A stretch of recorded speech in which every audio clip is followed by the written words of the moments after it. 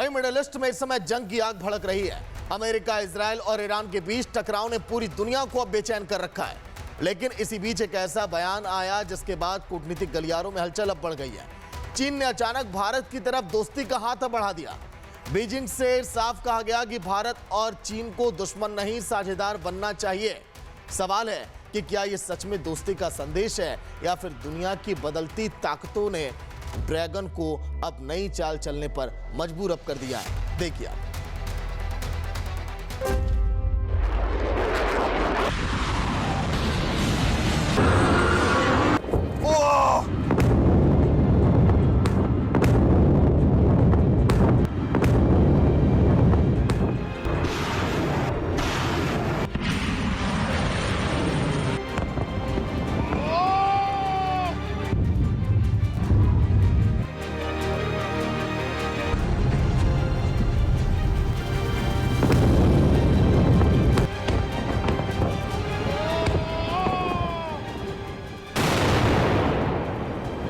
दुनिया जब जंग की आग में झुलस रही हो, मिडिल ईस्ट बारूद के ढेर पर बैठा हो और महाशक्तियां आमने सामने खड़ी हो, तो ऐसे वक्त में बीजिंग से आई एक आवाज ने सबका ध्यान खींच लिया है।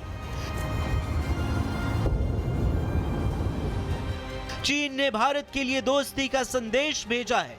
चीन के विदेश मंत्री वांग यी ने कहा कि भारत और चीन एक दूसरे को प्रतिद्वंदी नहीं बल्कि साझेदार के रूप में देखें। साफ शब्दों में कहें तो ड्रैगन कह रहा है, चीन भारत से टकराव नहीं, सहयोग चाहता है। वांग यी ने कहा कि भारत और चीन सिर्फ पड़ोसी ही नहीं बल्कि ग्लोबल साउथ की दो बड़ी ताकतें हैं। भारत और चीन दोनों देशों के हित आपस में जुड़े हुए हैं। अगर ये दोनों साथ आते हैं तो दुनिया की ताकत का संतुलन बदल सकता है।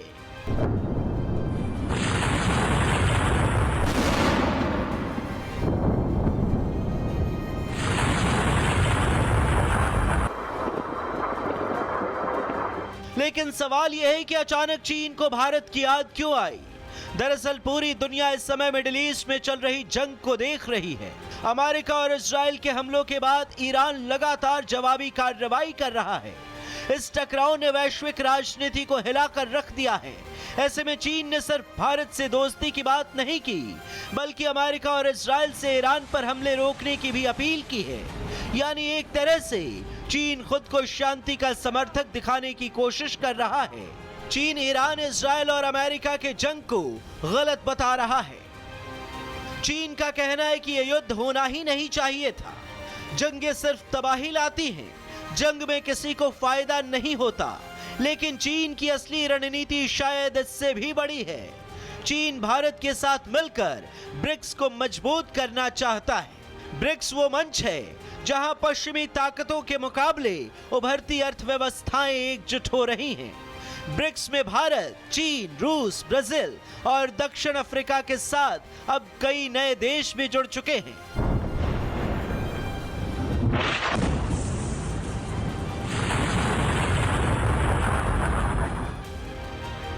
चीन का कहना है कि भारत और चीन को ब्रिक्स के मंच पर मिलकर काम करना चाहिए ताकि ग्लोबल साउथ की आवाज और मजबूत हो सके।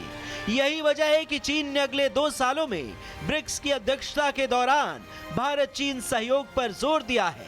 लेकिन सवाल अभी भी वही है, क्या यह सच में दोस्ती की पेशकश है या इसके पीछे चीन की रणनीतिक चाल है?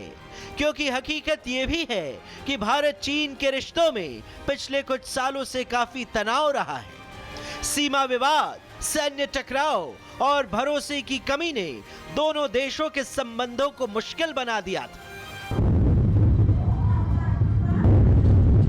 लेकिन अब बीजिंग से कहा जा रहा है कि सीमा पर शांति बनाए रखना दोनों देशों की प्राथमिकता होनी चाहिए। चीन की बातों पर गौर करें तो साफ है कि चीन अब यह संदेश देना चाहता है कि एशिया की ताकत तभी बढ़ेगी जब भारत और चीन साथ खड़े होंगे। लेकिन यह एक और दिलचस्प पहलू है। इसी महीने के आखिर में अमेरिकी राष्ट्रपति ट्रंप का बीजिंग दौरा होने वाला है। यानी एक तरफ चीन अमेरिका से बातचीत की तैयारी कर रहा है तो दूसरी तरफ भारत से दोस्ती का संदेश दे रहा है। कूटनीति की भाषा में इसे संतुलन की रणनीति कहते हैं।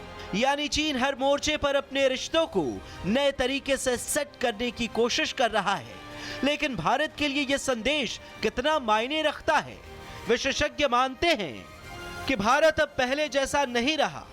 आज भारत वैश्विक राजनीति में एक मजबूत और आत्मविश्वासी ताकत के रूप में उभरा है।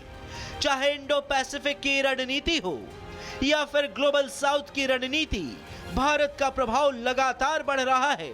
ऐसे में चीन भी यह समझ रहा है कि भारत को नजरअंदाज करना अब संभव नहीं है। ऐसे में सवाल ये,